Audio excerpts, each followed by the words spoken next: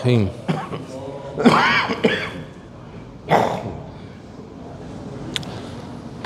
يا رب لك الحمد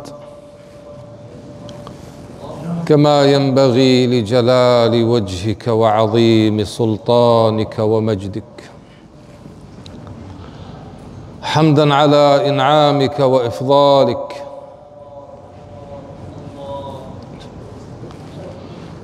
وأصلي وأسلم على درة صدفة الوجود مولانا ومولى الثقلين أبي القاسم محمد، اللهم صل عليه وعلى آل بيته وأصحابه ومن اهتدى بهديه إلى يوم الدين. وبعد، أيها الأحبة، أحييكم بتحية الإسلام، السلام عليكم ورحمة الله وبركاته، وحياكم الله وبياكم وبارك في مسعاك وتبوأتم من الجنة مقعدا. أيها الأحبة،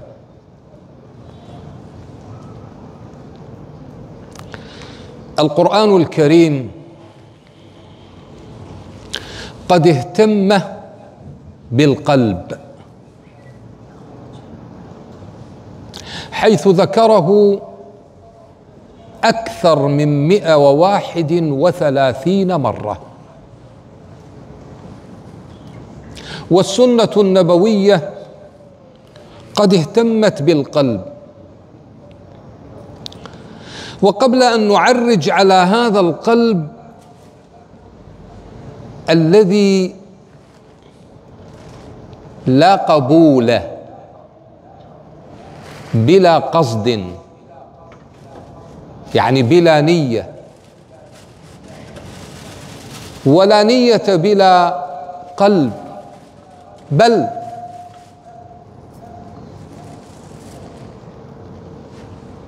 لا قلب بلا روح، فالقلب هو قوة من قوى الروح. الروح لها قوى قوية ولها قوى ضعيفة، اسمعها بدقة. أما القوى الضعيفة للروح فهي الحواس: البصر، السمع، وما شابه ذلك. هذه قوى من قوى الروح، لكنها قوى ضعيفة. لماذا ضعيفة؟ لأن هذه اللي نسميها قوى هي مرتبطة بالقوى القوية،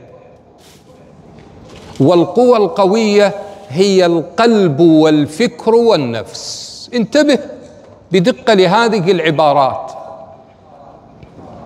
حتى تحافظ على قلبك الذي هو محل نظر ربك.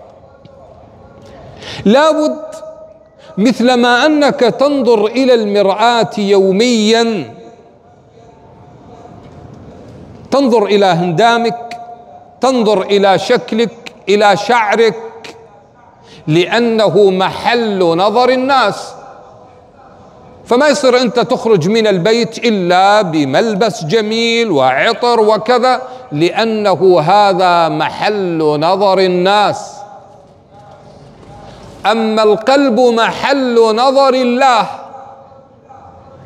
وهذا القلب رقيق ودقيق، والشيء الصغير يؤثر في قلبك. والمشكلة إذا تأثر هذا القلب، إذا تأثر قلبك بما حوله، إذا أثرت الجوارح مع أنها قوى ضعيفة، البصر قد يترك بصمة في القلب، السمع قد يترك بصمة في القلب وتأثيرا، مع أنها قوى ضعيفة، ومع أن القلب هو الملك وأن الجوارح هي الجنود، لكن يقولون الملوك على دين شعوبها، والشعوب على دين ملوكها، فإذا انصلح القلب انصلحت الجوارح بأجمعها، وإذا فسد القلب فسدت الجوارح تبعا. هناك تأثير آخر على هذا القلب اللي هي النفس. نفسك لها تأثير على قلبك، إما أن تؤثر النفس على القلب أو يؤثر القلب على النفس، والتأثير للأقوى. التأثير للأقوى. إذا كان القلب قويا، وقوة القلب بالإيمان، وقوة الإيمان بذكر الرحمن، فكلما ازددت ذكرا قوي إيمانك، وكلما قوي إيمانك قوي قلبك. انت تسمع لما واحد يقع بمصيبة، عافانا الله وإياكم، لما تشوفه مهموم مغموم منهار، تيجي تقول له قوي قلبك، قوي قلبك. طيب كيف أقوي قلبي؟ تقوي قلبك بالإيمان. طيب كيف أقويه بالإيمان؟ الذكر. انظر، حزن وهم وغم، فكيف سيعالج؟ روي عن سيدنا علي عليه الرضوان والسلام في رواية قال: نظرت في خلق الله تعالى، أي خلق الله أشد أقوى؟ أي خلق الله أشد؟ اسمع، يقول: فنظرت إلى النار فوجدتها تحرق كل شيء، فقلت النار أشد خلق الله تعالى. ثم رأيت الماء يطفئ النار، قلت لا لا لا لا لا، بل الماء أشد خلق الله تعالى. ثم نظرت فوجدت السحاب، الغيوم تحمل الماء، فقلت لا لا لا، السحاب أقوى، هي اللي تحمل الماء. ثم نظرت فوجدت الرياح تسوق السحاب. شايف؟ تقول ترى غيوم، تقول هذا مزن مو مطر عام، راح ينتقل يروح، هي شوية مطرت وراح، الرياح تسوقه. ثم نظرت فوجدت الجبال تصد الرياح، فقلت بل الجبال أشد خلق الله تعالى. ثم رأيت الإنسان يكسر الجبل، فقلت بل الإنسان أشد خلق الله تعالى. ثم رأيت الهم يضعف الإنسان، بس يصيب هم هذا الرجل القوي الشديد هم بسيط، وإذا تراه انهار. لذلك القاعدة عند أهل الطب: إذا اضطرب الفكر اضطرب البدن، وإذا اضطرب البدن اضطرب الفكر. قاعدة عكسية. إذا أنت تعبان مهموم مغموم ما تعرف، وإذا جسمك راح نحل وضعف، وإذا جسمك ضعيف انعكس على الفكر. لذلك النبي عليه الصلاة والسلام يذكر هذا التشبيه، يشبه المؤمنين في تراحمهم، في توادهم، في تعاطفهم. قال: كمثل الجسد إذا اشتكى منه عضو، شوف تداعى له سائر الجسد اعلن حالة طوارئ. سائر الجسد بالحمى والسهر. هو سنك وجعك، ايش اللي صار؟ رأسك بدأ يؤلمك، جسمك بدأ يؤلمك، انظر. لكن الهم هجم على قلبك. اسأل الله تعالى أن يزيح الهم عن قلوبنا جميعا. يقول واحد ملك من الملوك مصاب بالسمنة، سمين جدا، يريد أي طبيب يكتب له علاج حتى ينزل وزن.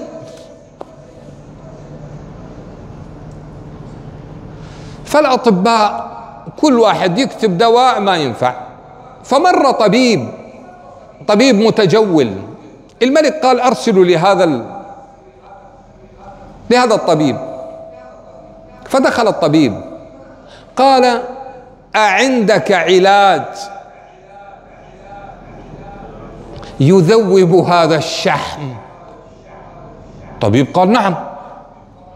قال ما هو العلاج؟ قال نظرت في النجوم فوجدت أنك ستموت بعد 30 يوما. ليش تقول يا رجل؟ قال هذا اللي نظرت أنا، وجدت 30 يوم وأنت تموت. قال اسمع، سأضعك في السجن، إذا 30 يوم ومتت أنا تخرج أنت من السجن، لكن إذا ما متت أنا فأنا أعرف كيف العقوبة اللي أسوي لك إياها من إعدام أو غير كذا. قال راضي أنا. فالملك بعد أن أدخل هذا الطبيب في السجن، وإذا اليوم الأول مر عادي، اليوم الثاني بدأت الخواطر ترد على الفكر. انتبه، قلت لك عبارة ركز فيها: قلب وفكر ونفس، هذه بينهما تفاعل، واحد يأثر بالآخر، والتأثير للأقوى. من يكون قلبك عامر بالإيمان،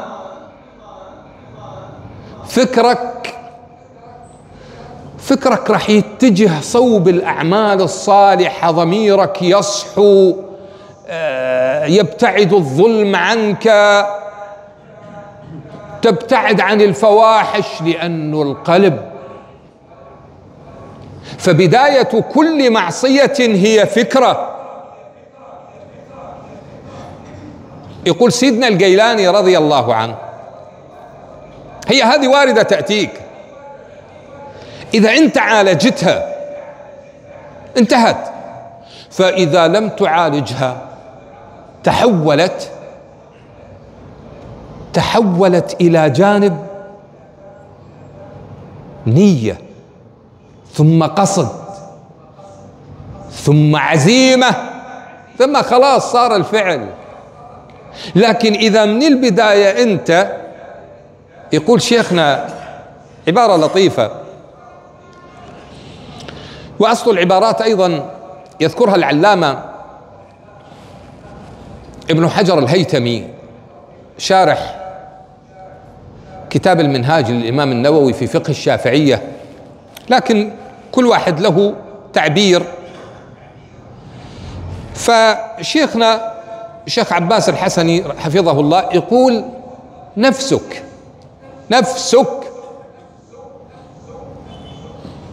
يعني هذه الوساوس التي ترد. ومعلوم احفظها أن النفس نكتة بين عينيك،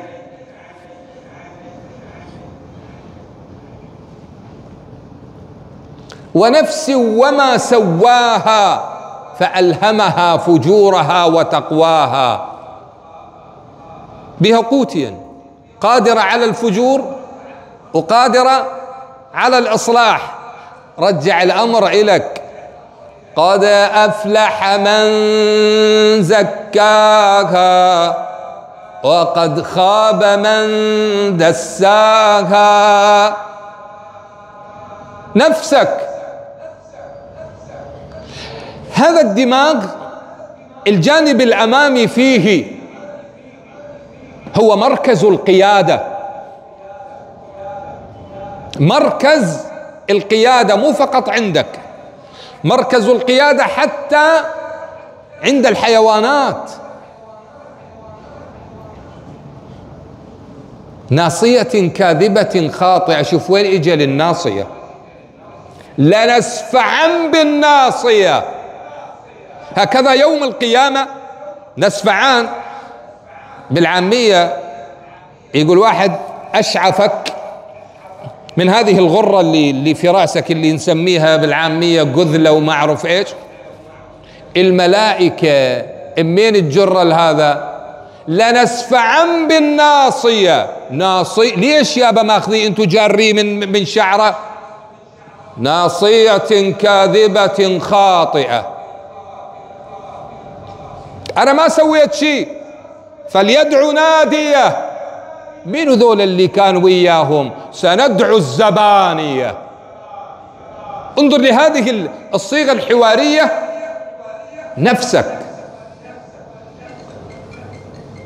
وما من دابة، شوف شو يقول، إلا آخذ بناصيتها.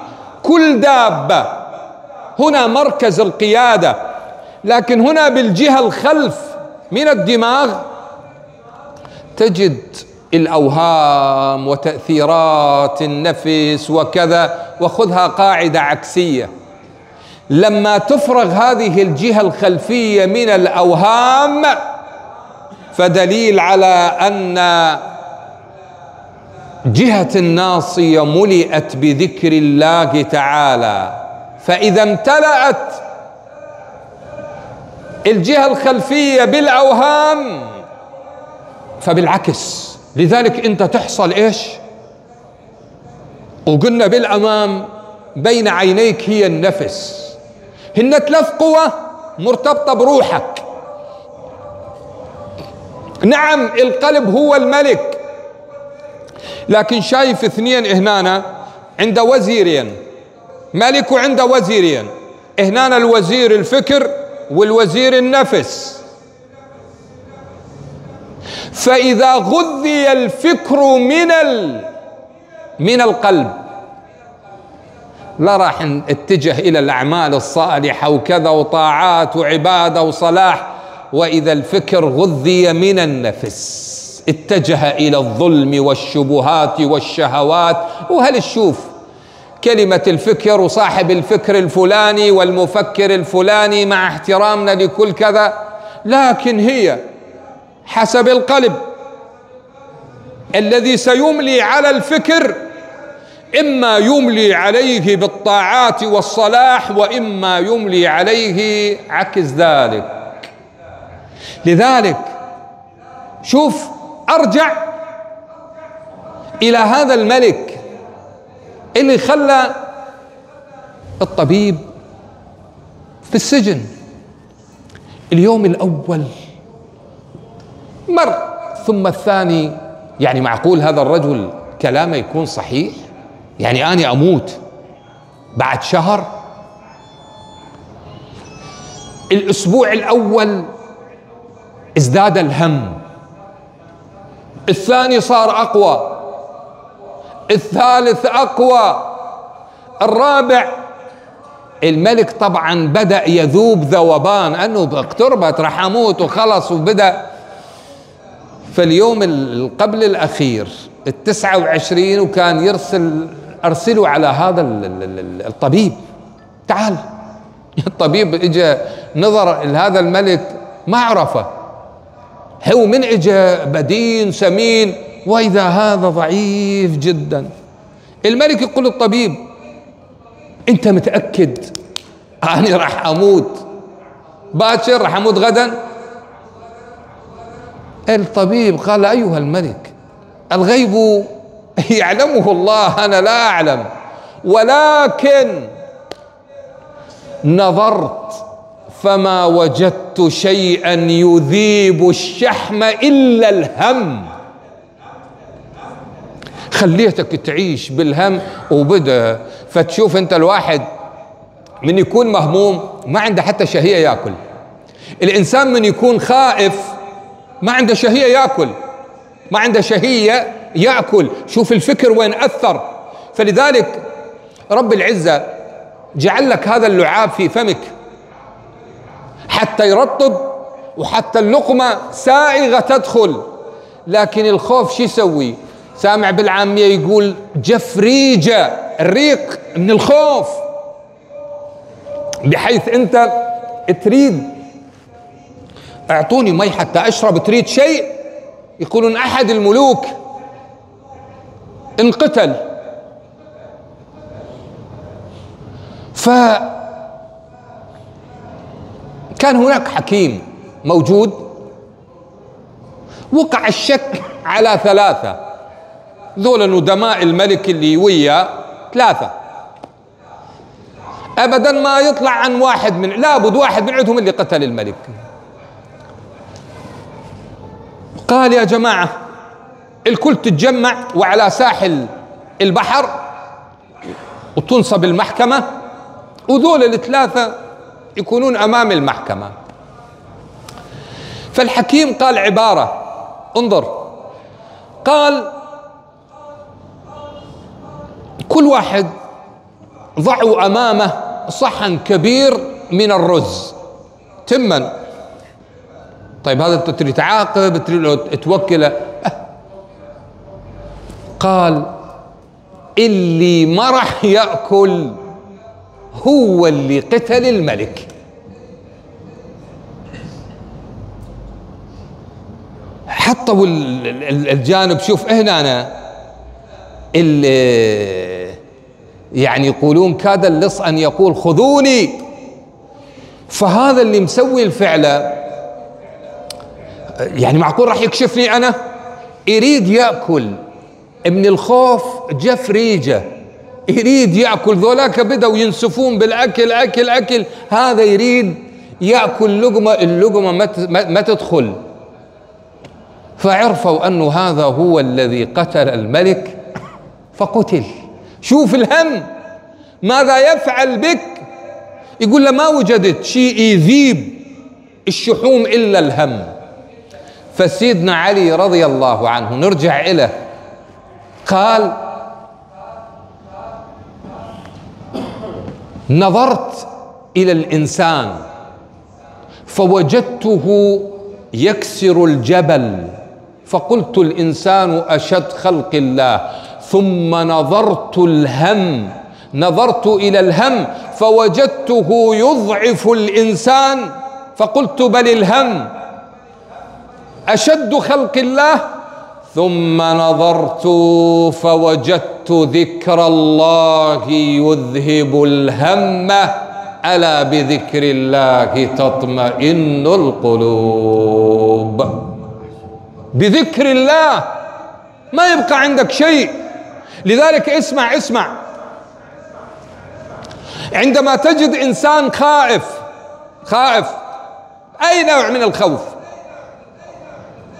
سواء خائف من أمور لا ترى كجن وسحر وغيرها، سواء خائف من لص، سواء خائف، هذا وين الخوف إجا على القلب. أنت إيش تسوي؟ تعال إلى أذنه اليمنى وأذن الله أكبر الله أكبر. أذن الأذان كاملا، سيذهب هذا الحزن وهذا الهم من القلب. والعلاجات القرآنية، شوف لماذا القاتل الكفارة عتق رقبة، فإن لم يجد فصيام شهرين، الكفارة كذا. هذا بالقتل دخل الخوف في القلب، دخل الهم، دخل أنا قتلت إيش راح يصير، وهذا إنسان وأنا قتلت إنسان. فلا يذهب هذا الهم من قلبك ولا هذا الخوف إلا إذا كفرت، سواء كان القتل خطأ أو شبه خطأ أو عمد أو شبه وإن كان العمد إلا القول، لكن إذا كفرت ذهب هذا الهم من قلبك كأنه جبل انزاح عن قلبك. إذن ذكر الله، ذكر الله يعطيك طاقة. فإذا نشوف هذا القلب ومراتب القلب على حسب أسماء القلب. في القرآن القلب ذكر 4 أسماء للقلب، فيقولون مقامات القلوب أو يقولون أقسام القلوب. وهنا يقول الإمام أبو الحسين النوري رحمه الله تعالى صاحب الإمام الجنيد رضي الله عنهم، له كتاب في مقامات القلوب، يقول: ومقامات القلوب على حسب أسماء القلب. يعني أسماء القلب اللي وردت في القرآن. فالقلب ورد في القرآن القلب، الصدر والقلب والفؤاد واللب، 4. قال: أما الصدر، انتبه إلها هذه الرباعية، قال: أما الصدر فمعدن الإسلام. الإسلام وين يكون؟ في صدرك. اسمع لقوله تعالى: أفمن شرح الله صدره للإسلام فهو على نور من ربه فويل للقاسية قلوبهم من ذكر الله. الصدر معدن الإسلام، فلذلك ما إن ينطق العبد بشهادة أن لا إله إلا الله إلا ودخل النور في صدره. إذا نجرب وشايف واحد دخل الإسلام جديد، انظر إليه، سترى بعد أن نطق بالشهادة وضعه وجهه على خلاف ما جاء قبل أن ينطق بالشهادة. دخل النور في صدره، فاتسع هذا الصدر وانشرح. إذن الصدر معدن الإسلام. ثم المقام الثاني هو القلب، والقلب معدن الإيمان. فالإيمان عمل قلبي إرادي. فلذلك يقولون علماء العقيدة هو إقرار باللسان اللي هو جانب الإسلام، وتصديق بالجنان. أبدا لازم التصديق يقول بقلبك. أما إذا نطق اللسان ولم يصدق القلب فهذا المنافق والعياذة بالله تعالى، يمشي في لسانه هكذا وقلبه يخالف لسانه.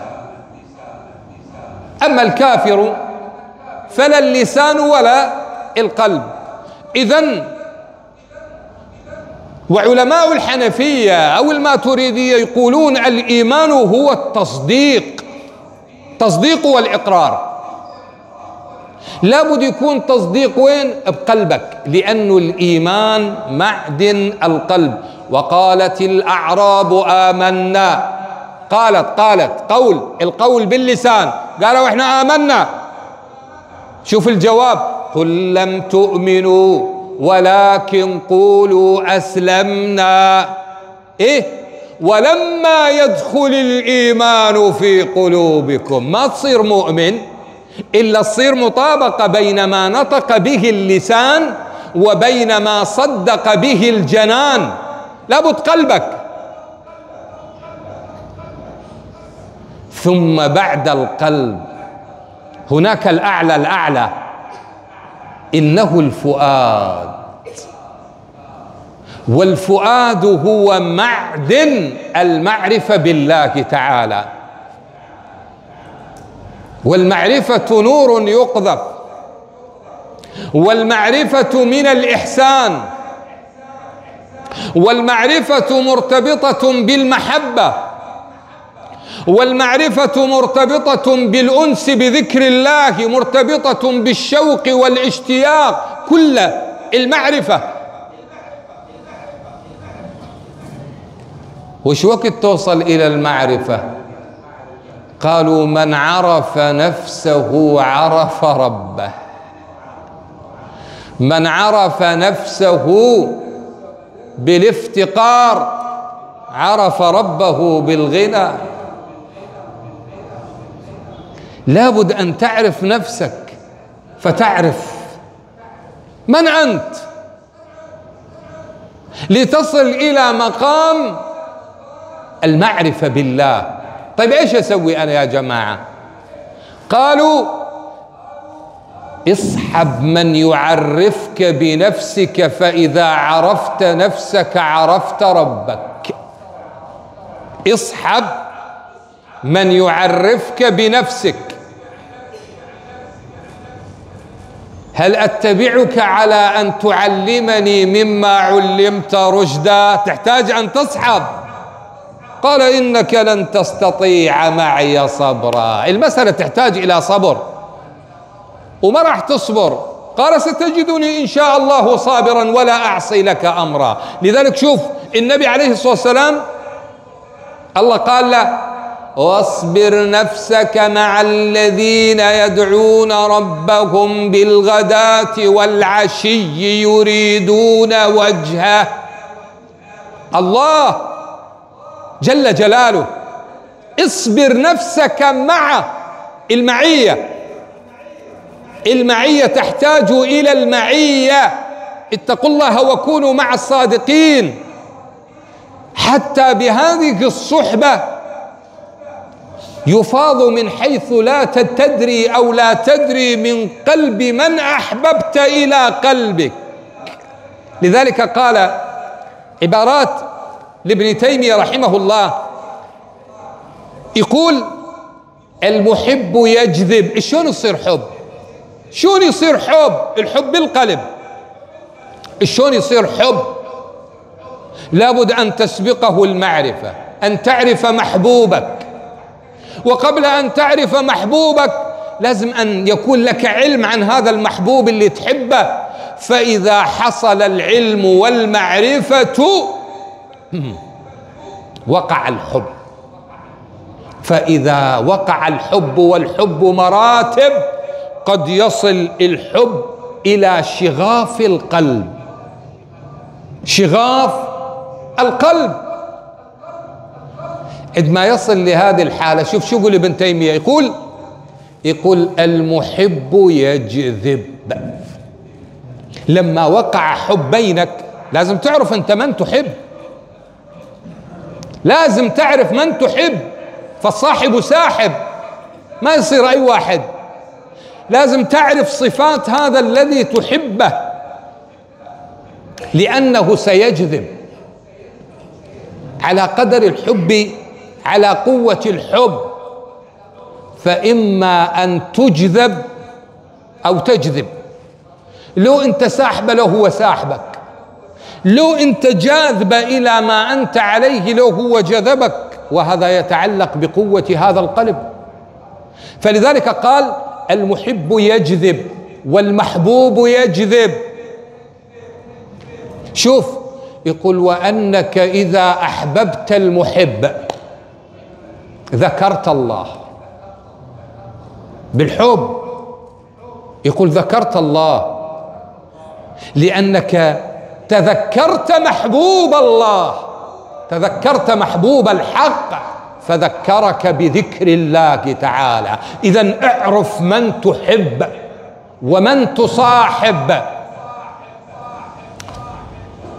قال لا لا لا أكثر من هذا، يقول وأنك إذا تصورت، يعني تخيلت، إذا تصورت محبوب الحق ذكرت الله المنعم عليهم وبهم مباشرة. يقول إذا تصورت النبي أو الأنبياء من قبله أو الصديقين أو الأولياء، أي محب، رأسا جذبك إلى ذكر الله تعالى، وهو المطلوب، هو المطلوب، الغاية أن تصل إلى حب الله تعالى. فإذا أحببت الله، إذا أحببت الله وقع الحب بقلبك لله، حصلت على الأنس بذكر الله تعالى. إذا وقع الحب بقلبك، إذن كل ما يبغضه محبوبك ستتركه، كل ما يبغضه محبوبك. لذلك قال لك القرآن قل إن كنتم تحبون الله فاتبعوني. هنا راح يبرز صدق الحب وصدق الحب وقوة الحب بالاتباع. ما تقول أنا أحب النبي عليه الصلاة والسلام، يصير تحب النبي وتخالف النبي. كم نفعل من الأمور التي لا يحبها رسول الله، كم نفعل من الأمور التي لا يحبها الله. نعدد حتى نشوف الآفات الكثيرة اللي واقعين بها إحنا ونحن مقبلون على شهر رمضان. نحتاج إلى عملية فرمة لهذا القلب حتى يستلم الواردات والفيوضات، لأن رمضان شهر النفحات، شهر التجليات، شهر الفيوضات، شهر الكرم الإلهي، شهر الإعانة. شهر رمضان هناك زيادة عناية واعتناء.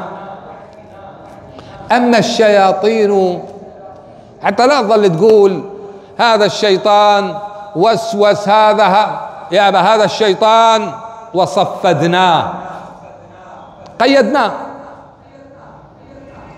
لا تظل تحكي وتقول الشيطان وسوس، الشيطان سوى، الشيطان، وهذا الشيطان صفد. لا، بس أبواب الجنان تفتحت ونسمات الجنان تطل على قلوب الصائمين. إذن ما عليك إلا أن تكون على استعداد.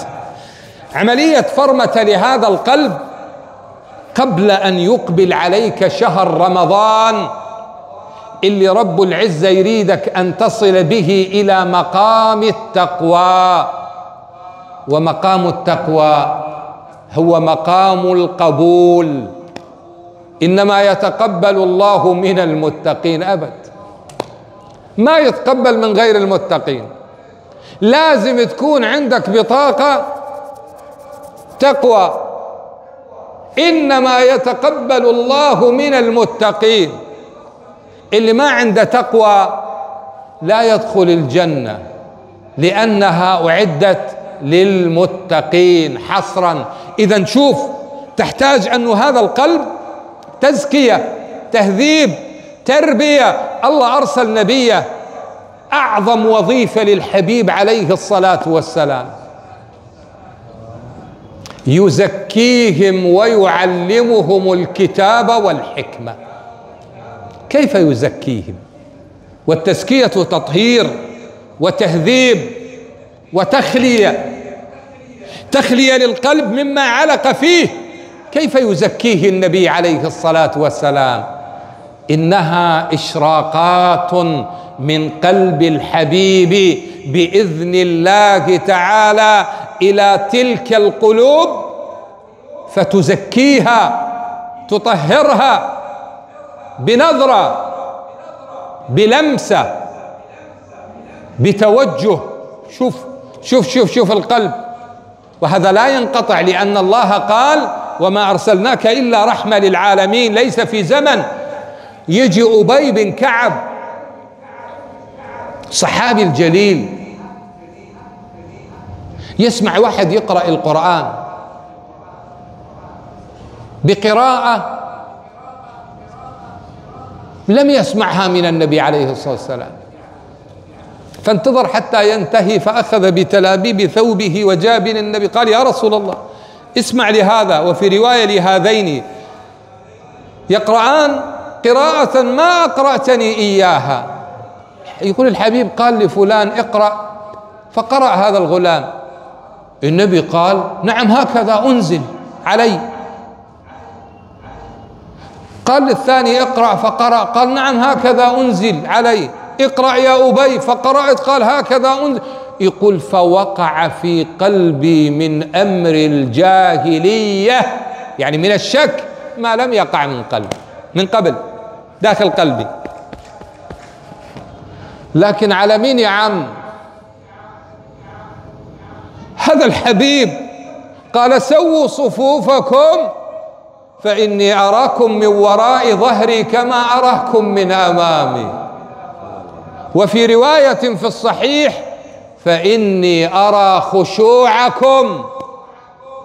خشوع، والخشوع في القلب. يعني الله يعينها الصحابة اللي واقفين خلف النبي عليه الصلاة والسلام. وش حد اللي ما يخشع في الصلاة؟ لأنه السونار يكشف الخاشع من غير الخاشع. يقول أبي: أنا قلت إيجي. تقول أمنا عائشة رضي الله عنها، تقول كان الشخص يحدث نفسه بالذنب. وين يحدث بداخله؟ يقول: فلا يخرج من مجلس النبي إلا وقد حدث نفسه بالتوبة مباشرة. تخلية، تزكية، تحلية مباشرة، ما يطلع أبد، مستحيل. وين أنت دخلت إلى الحضرة، وماكو هذه الفيروسات. وين يطلع هذا الشيطان ويجي؟ وين تقدر هذه النفس توسوس وتحدث؟ يقول أبي: فضرب النبي على صدري. جت بعدة ألفاظ. يقول: فضرب النبي على صدري فكأني أرى الله. مسحة، انتهى كل شيء اللي بقلبي وراح، كأني أرى الله. إذا شوف إلى هذه الصحبة وتأثيرها تحتاج إلى صحبة مربي. يقول سيدنا الجيلاني رضي الله عنه: طوفوا على من يعرفكم بالله. ابحث، دور على اللي يعرفك بالله سبحانه وتعالى، يعني اللي وصلك لمقام المعرفة.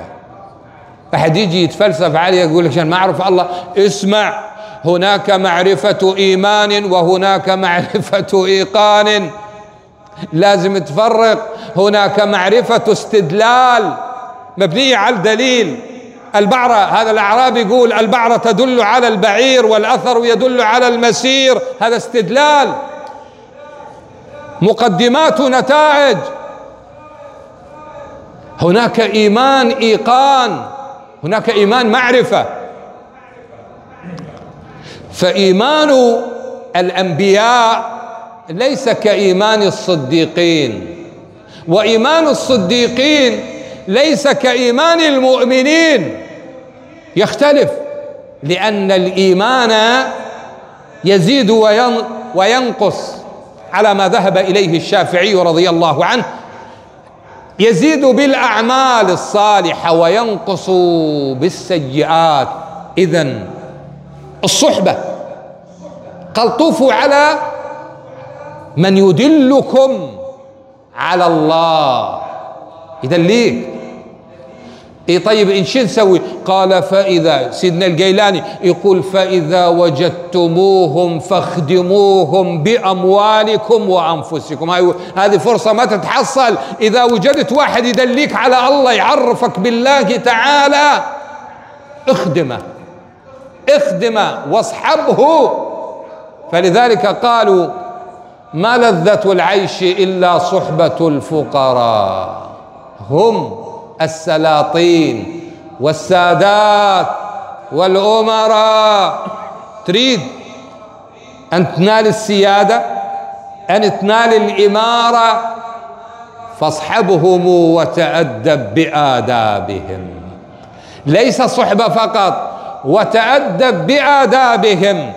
إذن تحتاج إلى من يأخذ بيدك، فالمحب يجذب والمحبوب يجذب قلبك إلى محبة الله. وإذا صحبت إنسانا لا يزيدك حبا ولا يزيدك إيمانا فاتركه. يقول سيدنا سفيان الثوري رحمه الله، يقول أمي وأنا كنت غلام أعطتني 10 دراهم، قالت ولدي اذهب إلى مجلس أهل الحديث واسمع منهم الحديث، فإذا وجدت أن هذه تزيدك إيمانا فتمسك بهم، وأنا أعينك بمغزلي، أني أغزل الصوف وأنطيك فلوس وأنت روح.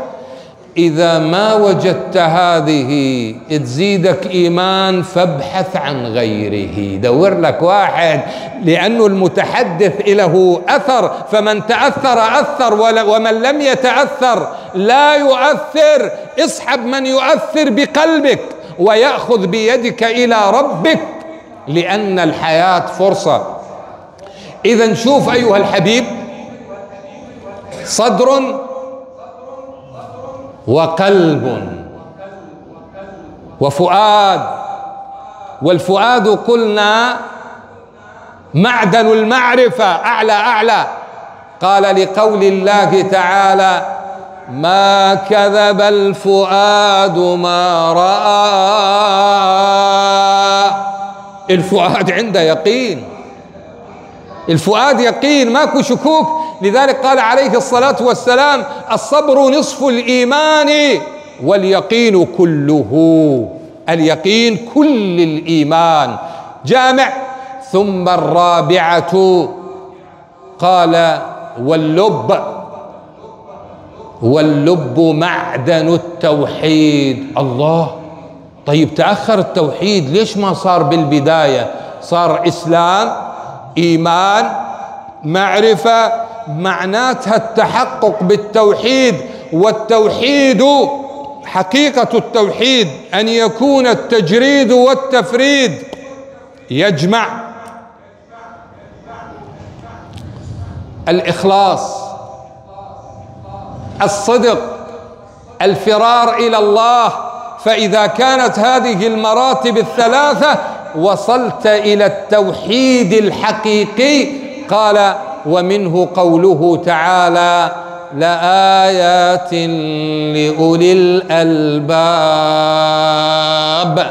أصبح عنده لب ملئ بالتوحيد الذي سبقته المعرفة والإيمان والإسلام. إذن أيها الأحبة في الله تعالى، أختم المقال.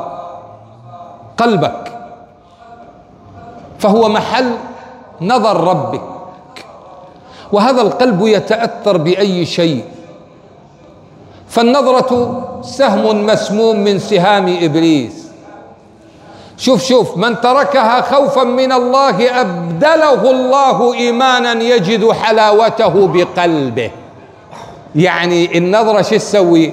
تترك لك بصمة بالقلب ويضعف القلب. فكلما كثرت هذه النظرات أي في الحرام، فإذا اعتادت النفس عليها واطمأنت لها، قال الغزالي هانت عليه المعصية أبد، صارت شيء عادي يدحج. وهذا النظر مو فقط على الحقيقة، لربما يجي واحد يتصفح بالموبايل هذا وينظر صور وغير ذلك فتنطبع في القلب. يجي واحد يقول أريد أصلي، أريد أذكر، أشو ماكو خشوع، ماكو حضور، طبعا لأن القلب مليان صور. تعال النوبة نمسح هذه الصور اللي موجودة. وأبو مرة شو يسوي؟ أول ما تجي تصلي إيش قد التقط من صور، العين التقطت من صور، يجي يفتحها بالصلاة، أعوذ بالله من الشيطان الرجيم، دحج تظل الصلاة كلها أعوذ بالله من الشيطان، أعوذ بالله من الشيطان، ما إذا صور كثيرة. زين النوبة إذا وياها تسجيلات السمع، يجي يفتح لك بإذنك إيش اللي سمعته.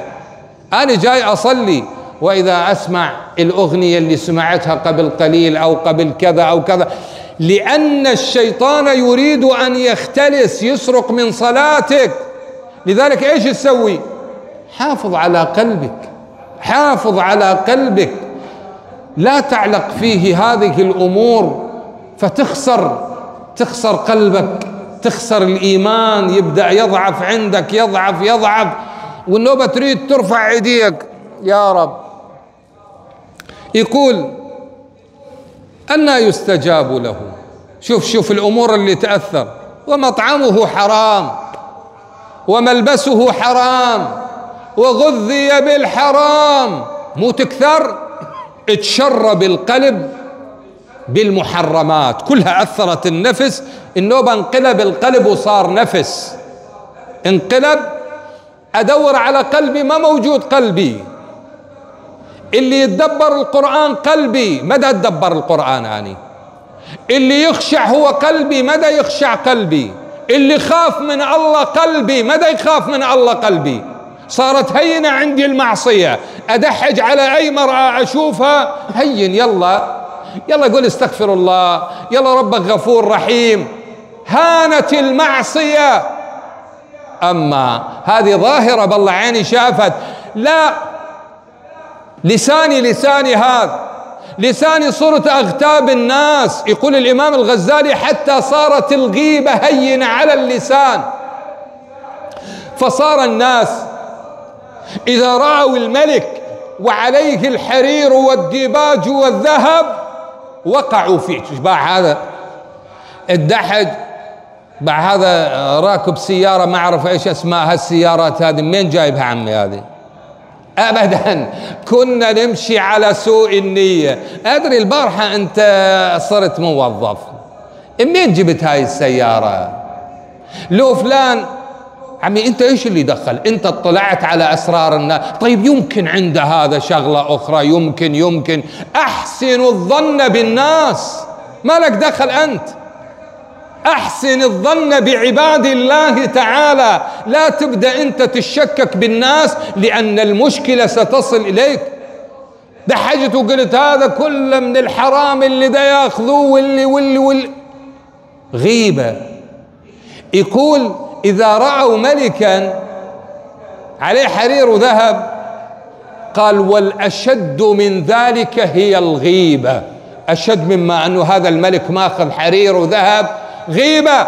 لأنه والله هذا ظاهر، أخذ سرقت يده مثلا، لكن الغيبة من الآفات الباطنة اللي ممكن أن تكون باللسان، ممكن أن تكون بالعين. الغيبة ممكن أن تكون بالعين، ممكن أن تكون بحركة اليد.